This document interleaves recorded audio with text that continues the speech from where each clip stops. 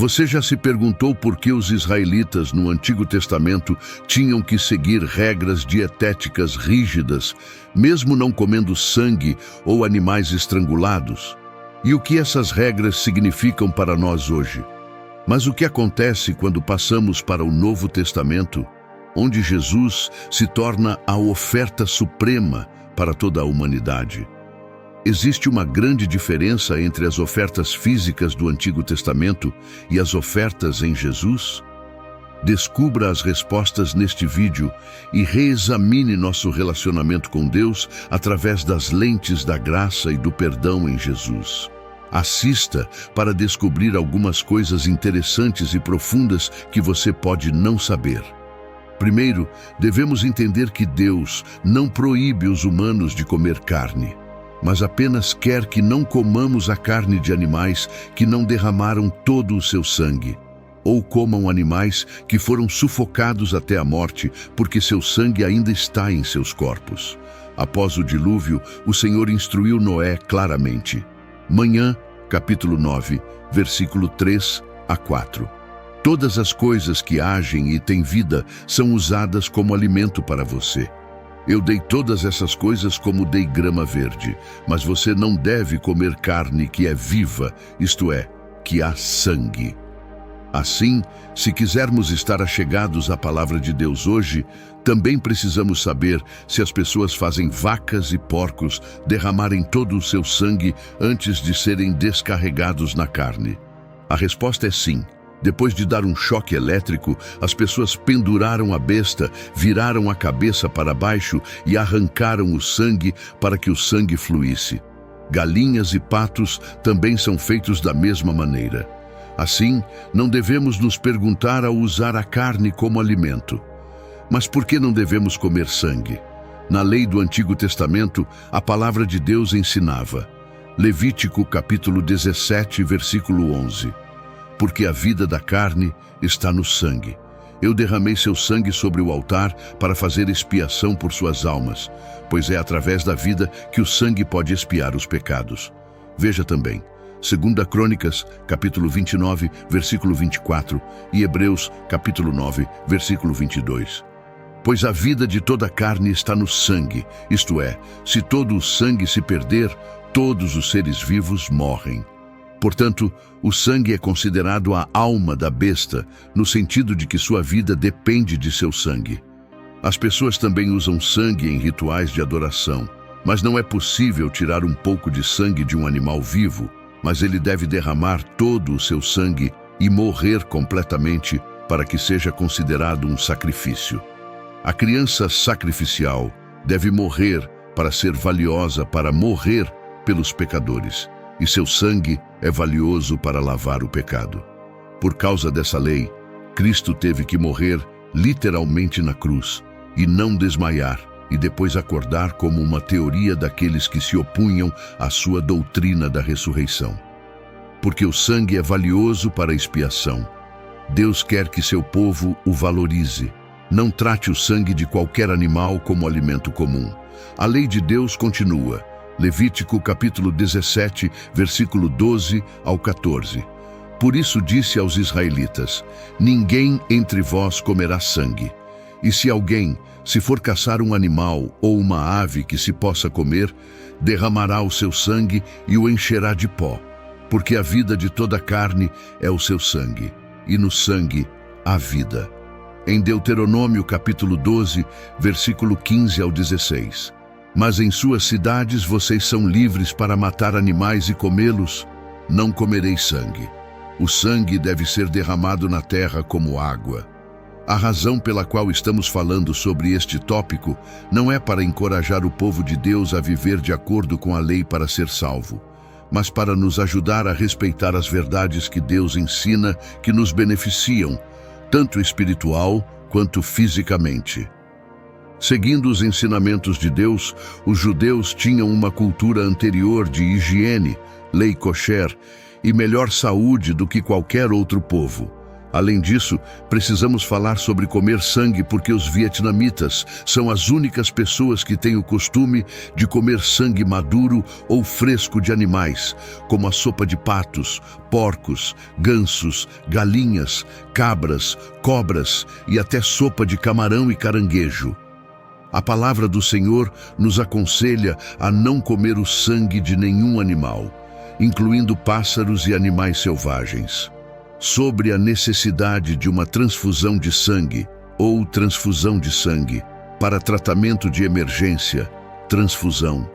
Existe um grupo de culto que proíbe seus seguidores de fazê-lo, dizendo que a transfusão de sangue é um crime de derramamento de sangue, e não é diferente de comer sangue, porque acreditam que o sangue é a alma, por isso não doam suas almas, nem recebem as almas dos outros. Na verdade, o sangue tem vida, não vida, nem a alma, pois a alma é invisível. A verdade é que Deus quer que as pessoas valorizem o sangue, porque é através do sangue que as pessoas vivem. Então, elas não querem que elas considerem o sangue como alimento. Assim, receber uma transfusão de sangue não é comer sangue ou violar deliberadamente a lei de derramar sangue em outros.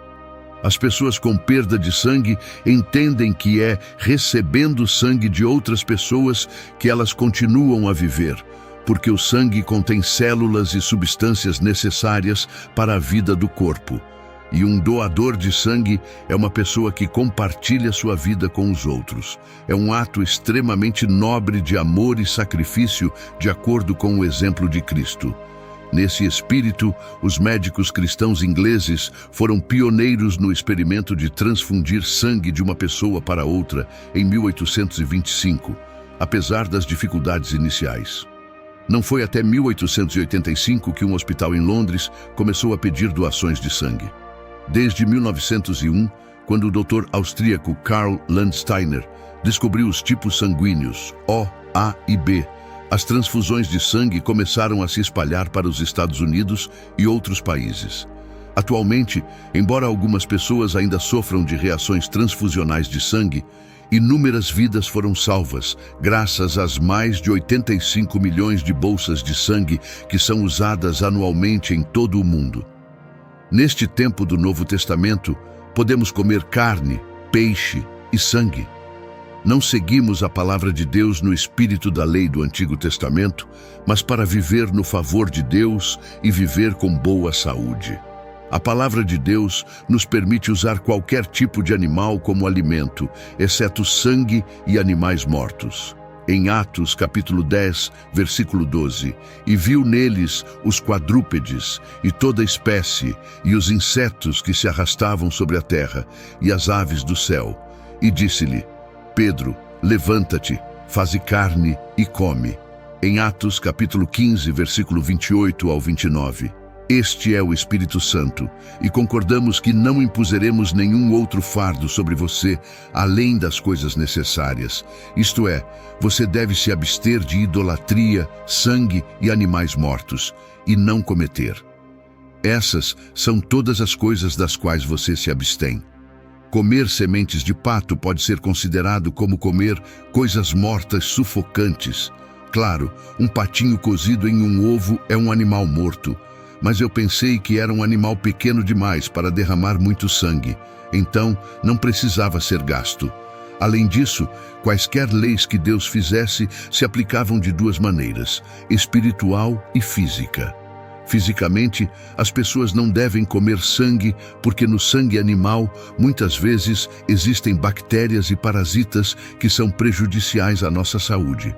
Mas como os patinhos ainda estão na casca e não foram contaminados por nenhuma bactéria, ela é muito limpa e não deve ser considerada impura ou prejudicial à saúde. Podemos comer sangue de porco cozido ou outros tipos de sopa? Claro, podemos comer porque tudo está feito. Mas porque a palavra de Deus o proíbe expressamente, não devemos comer para a glória de Deus. Em 1 Coríntios, capítulo 10, versículo 31, e para não causar tropeço aos que são fracos na fé. Por outro lado, Como patos e porcos, são comedores onívoros de coisas sujas. Seu sangue pode estar contaminado com germes e parasitas. Muitas pessoas, depois de comer a sopa, sangue fresco, tiveram uma reação e ficaram gravemente doentes. Por esse motivo, é melhor não comer sangue fresco ou maduro para manter a saúde. No entanto, comer ou não comer sangue é uma escolha de todos. Mas não se esqueça das consequências para a saúde que podem ocorrer, como mencionado acima. Outro ponto de vista. Se se diz que comer sangue é crime, é difícil evitarmos comer sangue 100%. Mesmo que a vaca ou o porco tenham sido eliminados, ainda há uma grande quantidade de sangue na carne, então a carne é vermelha. Antigamente, os ofertantes e sacerdotes tinham o direito de comer a carne da criança sacrificial. Portanto, o derramamento do sangue derramado no chão é a sombra do batismo, e o sangue precisa ser derramado até que se tenha certeza de que o animal sacrificial está morto, e não é necessário espremer 100% do sangue para ter o direito de comer a carne. Portanto, não devemos ser muito extremos neste assunto e não ousar comer carnes vermelhas como carne bovina, suína e alguns peixes, porque ainda vemos sangue na carne. Falando em peixes, os peixes também são animais sangrentos. Quando é transformado em carne, seu sangue também flui, exceto peixes resfriados do mar ou peixes pequenos trazidos para cozinhar sem cortar os intestinos. No entanto, os peixes não pertencem aos animais usados para sacrifícios. Então, não há necessidade de prestar atenção. Esta é minha opinião pessoal. Em suma, neste tempo do Novo Testamento, muitas pessoas concordam que todas as coisas temos permissão para fazer, mas também devemos obedecer a Deus para sermos abençoados, para preservar nossa saúde e não causar pedras de tropeço para aqueles que são fracos na fé. Isso é para evitar comer sangue e sufocar todos os animais. Que Deus sempre agradeça a Ele por derramar seu sangue para expiar nossos pecados e ter a paz de desfrutar da infinidade de outros alimentos nutritivos que Deus nos permite usar para nutrir nossos corpos. Amém. Então, é crime comer sangue? Na era da graça, ainda se pode dizer que é pecaminoso, porque a lei de Deus é eterna. Mas Deus não impõe a punição como no Antigo Testamento, porque os crentes são protegidos pelo sangue de Cristo. Mas quando violamos qualquer uma das verdades que Deus ensina, agimos em um ato que desagrada a Deus, não glorifica seu nome, faz tropeçar os fracos, não é abençoado ou pode sofrer consequências desastrosas para a nossa vida presente. Quando obedecemos à palavra de Deus, não pretendemos seguir a lei para sermos salvos, mas apenas porque não queremos causar pedras de tropeço para aqueles que são fracos na fé, que querem ser abençoados e com boa saúde. Mas o mais importante é mostrar o temor de Deus e glorificar o seu nome. A Bíblia fala do sangue de todos os animais, incluindo animais selvagens, cobras, pássaros, peixes, camarões, caranguejos, etc. São espécies que os vietnamitas costumam usar sangue para comida ou sopa. Se é errado ou não comer sementes de pato ou sementes de galinha, depende da consciência de cada pessoa. Acho que ferver sementes de pato não é diferente de ferver camarão ou caranguejo, todos eles sufocados, isto é, mortos sem sangramento. A lei sobre animais sufocantes está relacionada à proteção da saúde, porque os animais sufocantes geralmente ficam doentes e depois morrem, não podem mais tirar sangue, comê-los, serem infectados e envenenados. Portanto, use alimentos frescos. Quando a palavra de Deus proíbe comer carne e sangue, a vontade de Deus também proíbe os humanos de não comer animais vivos como tigres, leões, cobras, etc. Porque esse caminho causa dor desnecessária e falta de humanidade. Nós, asiáticos orientais, também temos pessoas que comem ratos bebês vivos, coqueiros que ainda estão em movimento, polvos que ainda estão vivos, sapos que acabaram de ser esfolados quando estão vivos e os comem quando ainda estão vivos, e assim por diante. Então, e quanto a comer oferendas?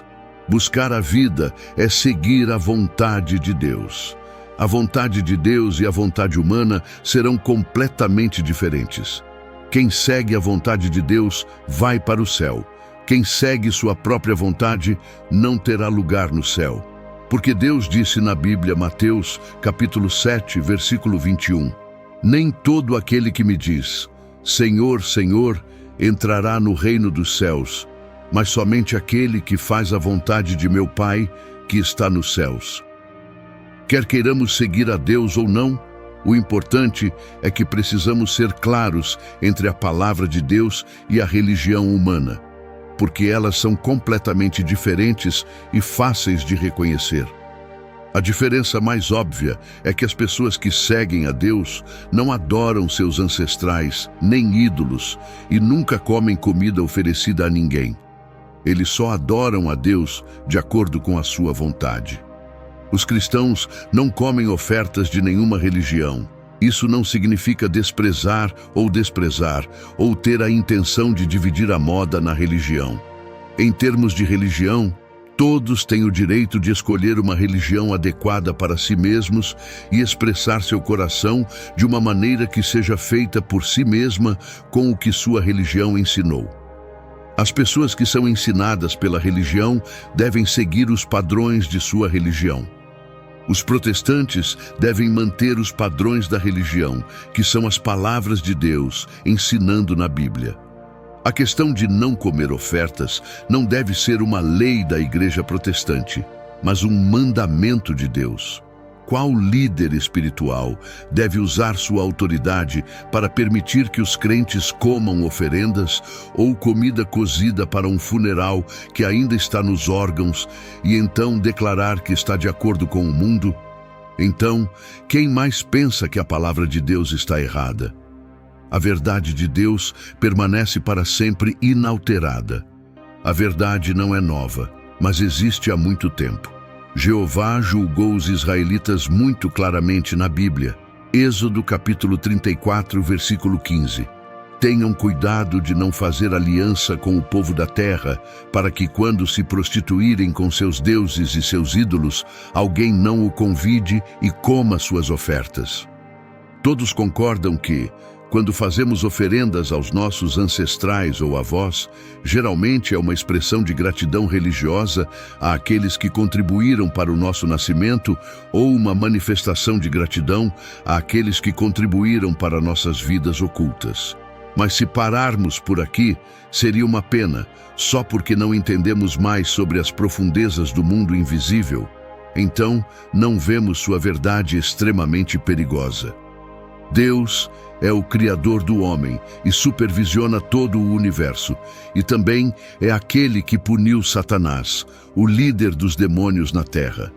Ele julgou para os seguidores de Deus que as ofertas aos mortos, não importa quem sejam, as almas dessas pessoas nunca estarão presentes para provar a pessoa que as fez, mesmo que pensem que é bom. Mas quem pode entender a descrição do diabo? Só Deus conhece sua verdadeira face. Portanto, toda vez que as pessoas fizerem oferendas, o diabo usará a bondade daqueles que não sabem como se aproveitar. Então, tem esse efeito. Mas ninguém pode voltar a ter esperança pelos ancestrais ou pelos mortos. Na Bíblia, Eclesiastes capítulo 12, versículo 7, a palavra de Deus diz: E o pó voltará à terra como era, e o espírito voltará a Deus, de quem foi dado. É por isso que Deus proíbe os crentes de comer o que o diabo usou, porque os crentes têm Deus em seu espírito. Esse é o ensinamento de Deus, acumulando-se para se tornar uma pessoa, não uma vitória do evangelho ensinado. E isso é apenas para crentes e não afeta os não crentes em todas as religiões. Na Bíblia, 1 Coríntios capítulo 8, versículo 4, a palavra de Deus diz: Quanto ao comer das coisas sacrificadas aos ídolos, sabemos que o ídolo nada é no mundo, e que há um só Deus e nenhum outro. Mesmo aqueles que não seguem o cristianismo, mas têm um coração para adorar a Deus, adoram a Deus. Mas Deus declarou claramente na Bíblia, livro 1 Coríntios, capítulo 10, versículo 20. Mas o que os gentios sacrificam, eles sacrificam aos demônios e não a Deus. Portanto, não quero que vocês sejam parceiros de demônios. Quando uma pessoa crê em Deus, o sangue poderoso do inocente Salvador Jesus Cristo transformou e purificou essa pessoa de todos os pecados. O coração dessa pessoa foi governado por Deus, tornando-se uma pessoa santa de Deus. Então, ao comer sacrifícios, uma pessoa se torna impura. A religião de Deus não faz com que as pessoas se separem umas das outras, mas ajudem uns aos outros a entender as coisas no mundo invisível, que tem alguns aspectos do poder das trevas, que os não crentes não podem entender, porque Satanás encobriu uma verdade extremamente terrível, causando a morte de bilhões de pessoas que vivem na Terra. Se alguém quiser seguir a orientação de Deus, a palavra de Deus iluminará e guiará as pessoas a aprender sobre o mundo invisível para que possam evitar a trama maligna de Satanás e escapar. Amém. Os regulamentos sobre comer sacrifícios, comer sangue e comer animais estrangulados não são simplesmente regulamentos específicos dos israelitas no Antigo Testamento, mas também são diretrizes profundamente teológicas que nos ajudam a entender melhor a santidade em nosso relacionamento com Deus. Embora esses regulamentos possam parecer relacionados apenas ao aspecto físico da vida, eles carregam uma importante mensagem espiritual sobre como manter a pureza em nosso relacionamento com Deus. Para os israelitas, esses não eram apenas regulamentos sobre higiene ou proteção à saúde, mas também princípios que expressavam obediência absoluta a Deus, que os havia chamado para fora do Egito para serem seu povo escolhido. Observar esses regulamentos mostrou reverência pelo Criador e, por meio deles, os israelitas foram lembrados de que suas vidas não eram apenas para satisfazer suas necessidades materiais, mas também para viver em santidade, refletindo o caráter de Deus. A relação entre o homem e Deus se expressa não apenas por meio da oração ou de atos de adoração, mas também nos menores atos da vida cotidiana, como a escolha do que comer. Essa escolha não está relacionada apenas à necessidade de sobrevivência, mas também a uma expressão da santidade que Deus deseja que seu povo viva. Em cada ação, desde as maiores decisões até os detalhes mais simples, somos chamados a refletir a santidade de Deus, honrando-o em todos os aspectos da vida. O alimento, portanto, não é simplesmente alimento para nutrir o corpo, mas um símbolo da relação entre o homem e Deus. Cada refeição, cada escolha de comida pode se tornar uma ocasião para homenagear a santidade de Deus e nos lembrar da completa obediência que Ele exige de todo crente. Essa santidade se torna o fundamento de todo relacionamento entre o homem e Deus, e é a força motriz que motiva todo crente a viver de acordo com seu chamado. Portanto, a santidade não é apenas um conceito teológico abstrato, mas uma parte indispensável da vida diária de todo crente. Quando vivemos em santidade, não apenas honramos a Deus por meio de rituais de adoração, mas também em todas as decisões, ações e atitudes em relação a todos os aspectos da vida. O relacionamento com Deus é inseparável de viver uma vida santa, e por meio dela, todo crente se torna testemunha da grandeza e santidade de Deus neste mundo. No Antigo Testamento, o sangue era proibido de ser comido porque representa a vida, que é sagrada e pertence somente a Deus. Especificamente, nos rituais dos israelitas, o sangue era como eles expressavam sua obediência e reverência ao Criador. Toda vez que os israelitas ofereciam sangue em suas ofertas, eles não estavam apenas oferecendo uma coisa material, mas também reconhecendo um princípio profundo. A vida é um dom de Deus, e ninguém tem o direito de decidir a vida e a morte, exceto ele. O sangue, portanto, tornou-se um sinal especial de santidade e obediência absoluta ao mandamento de Deus.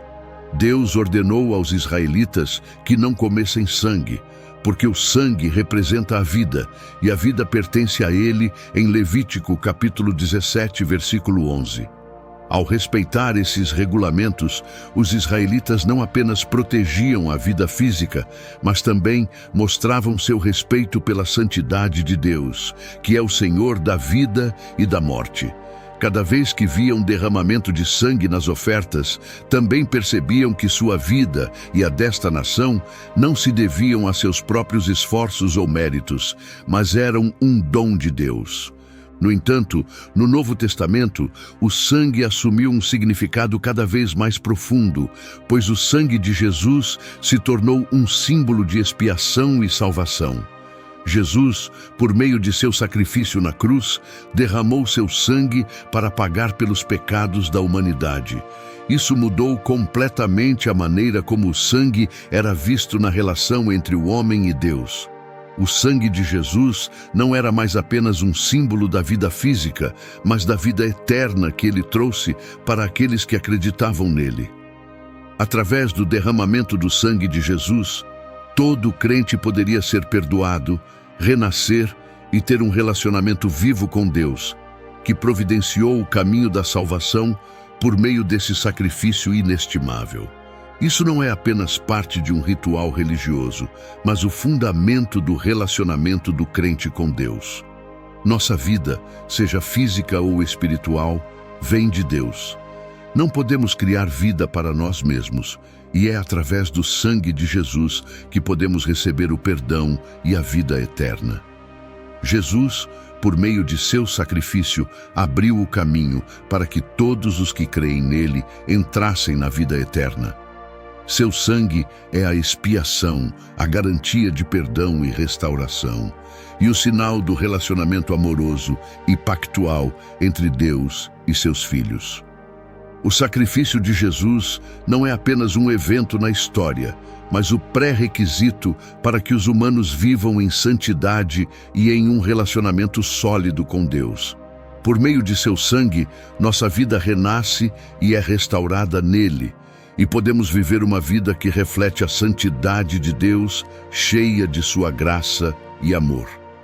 Somos lembrados, então, de que nossa vida não é nossa, mas é pela graça de Deus, através do sangue de Jesus. Seu sangue é a prova do amor ilimitado de Deus por nós, e é de tão grande valor que nos redime do pecado e da morte.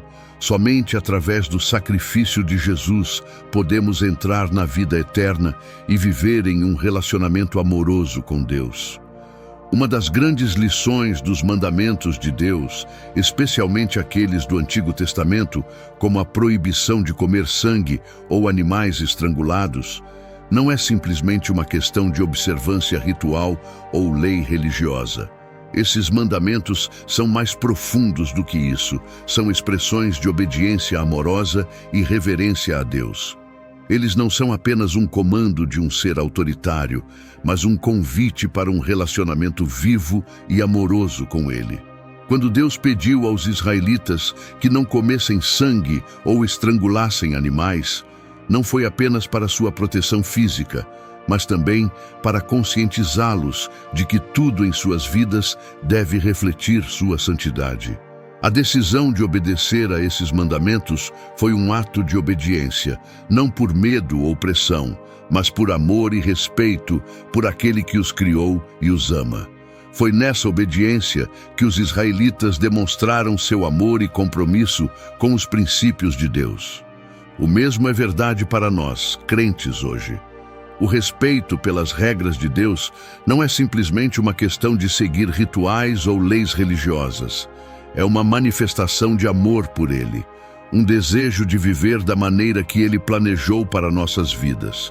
Deus não quer que simplesmente sigamos as regras cegamente, mas Ele quer que cada ação que tomamos, cada decisão que tomamos na vida, reflita obediência a Ele em amor e reverência.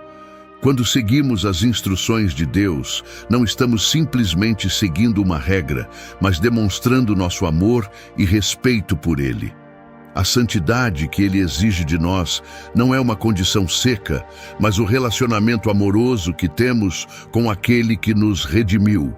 É nesse amor que encontramos a motivação para viver de acordo com Sua vontade, não por medo, mas por um temor respeitoso e amoroso dEle. Os preceitos bíblicos, seja no Antigo ou no Novo Testamento, não são apenas instruções secas, mas passos em um relacionamento com Deus. Esses preceitos nos ajudam a entender melhor como viver uma vida santa e obediente. Mas mais importante, nos ajudam a entender o amor de Deus e como Ele deseja que vivamos em relacionamento com Ele. Portanto, o respeito pelos preceitos de Deus não é apenas uma questão de seguir rituais ou leis, mas uma obediência que vem do amor e do temor a Ele. Cada ação que tomamos, cada decisão na vida deve refletir a santidade que Deus exige e é um convite para viver em um relacionamento amoroso com Ele, onde encontramos orientação e força para viver uma vida justa e respeitosa. Quando Jesus veio, Ele trouxe uma mensagem muito importante de liberdade em Deus. Os rígidos regulamentos dietéticos, rituais e leis do Antigo Testamento não eram mais obrigatórios para os crentes gentios, graças ao sacrifício e à obra redentora de Jesus. Por meio de sua morte e ressurreição, Deus estendeu a salvação a todas as pessoas, independentemente de sua etnia, raça ou religião, em Atos capítulo 15, versículo 29. Isso marcou uma grande mudança na maneira como as pessoas podiam se aproximar de Deus, de rituais e regras complicadas para um relacionamento pessoal com Deus por meio da fé. Para os crentes no Novo Testamento, a salvação não se limitava mais a um grupo de pessoas ou apenas ao povo de Israel. Todos os que creem em Jesus como Salvador são convidados a entrar em um relacionamento santo com Deus, e isso não requer adesão às leis dietéticas e rituais de Moisés. Jesus deixou claro que ninguém deve ser banido por não seguir os regulamentos do Antigo Testamento, mas em vez disso, Ele estende a salvação a todos os povos, em João capítulo 3, versículo 16. No entanto, essa liberdade não significa que os crentes possam viver ao acaso e sem princípios. Embora não esteja mais vinculado às leis dietéticas e rituais do Antigo Testamento, um verdadeiro crente ainda é chamado a manter uma vida de santidade e obediência a Deus. A liberdade em Jesus não é a liberdade de viver como quiser, mas a liberdade de viver de acordo com os princípios do reino de Deus, expressos em uma vida de graça e obediência. Isso é demonstrado nos ensinamentos de Jesus, nos quais Ele enfatizou o amor, a justiça e a reverência a Deus em todas as ações da vida, em Mateus, capítulo 22, versículo 37 ao 40. Assim, a liberdade em Jesus dá aos crentes a oportunidade de viver uma vida livre dos rituais e regras da antiga lei, mas ainda vivendo de acordo com os padrões de santidade que Deus deu. Não é a liberdade de fazer o que se quiser, mas a liberdade de viver em obediência, de amar a Deus e de demonstrar santidade em todas as áreas da vida. Como resultado, os crentes podem experimentar um relacionamento direto com Deus, não por meio de rituais ou regras, mas por meio da fé, obediência e amor por Ele. No Antigo Testamento, os sacrifícios eram parte integrante da vida religiosa dos israelitas. Animais abatidos, sangue e outras ofertas materiais eram importantes na expiação, perdão e glorificação de Deus. No entanto, quando Jesus veio, Ele trouxe uma mudança revolucionária na maneira como entendemos e praticamos o sacrifício. Jesus é o sacrifício supremo.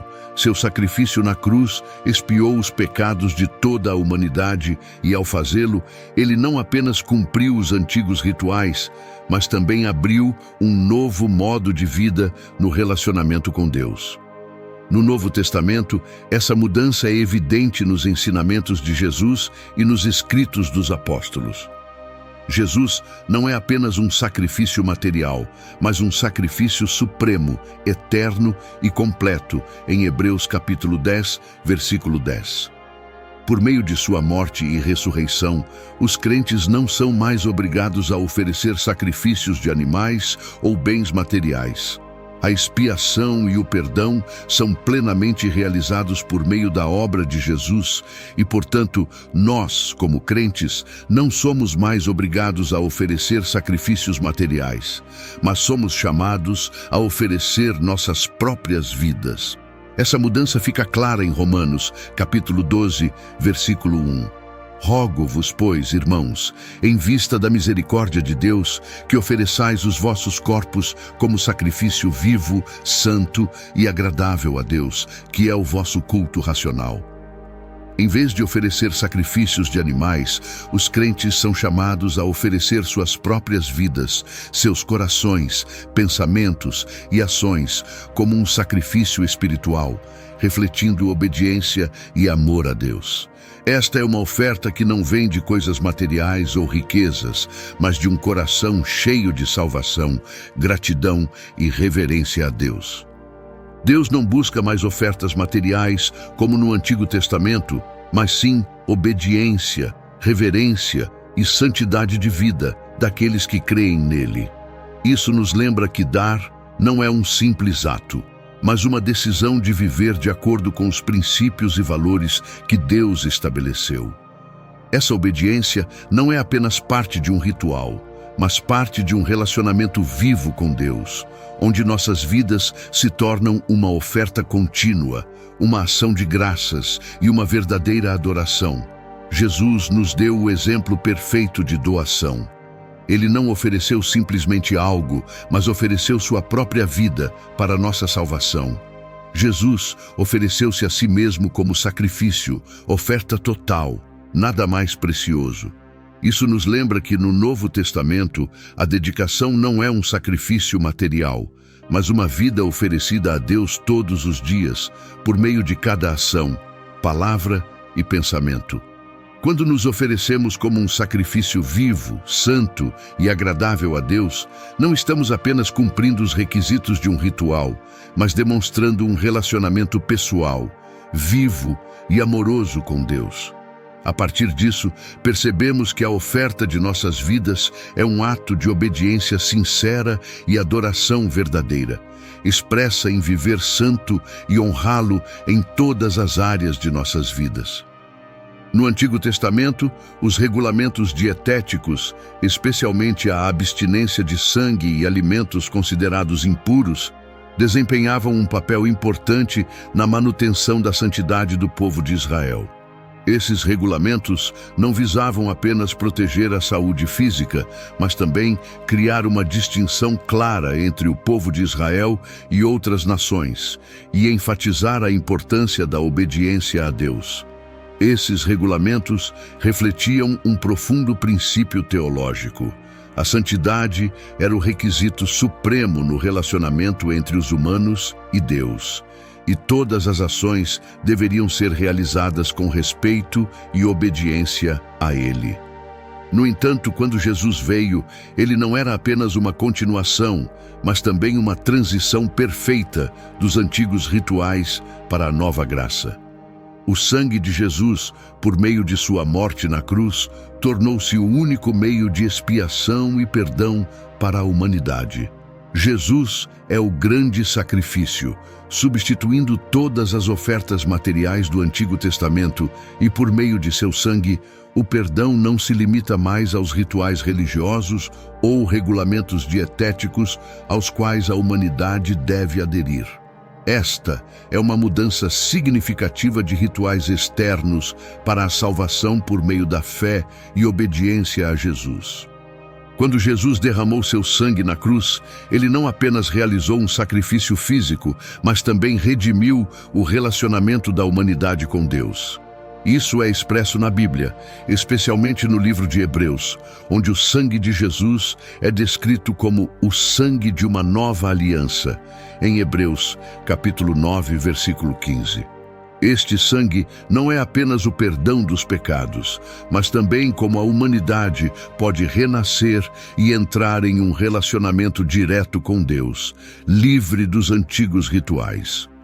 O perdão pelo sangue de Jesus não é apenas a remissão dos pecados, mas também a restauração da vida espiritual, trazendo as pessoas de volta ao Criador.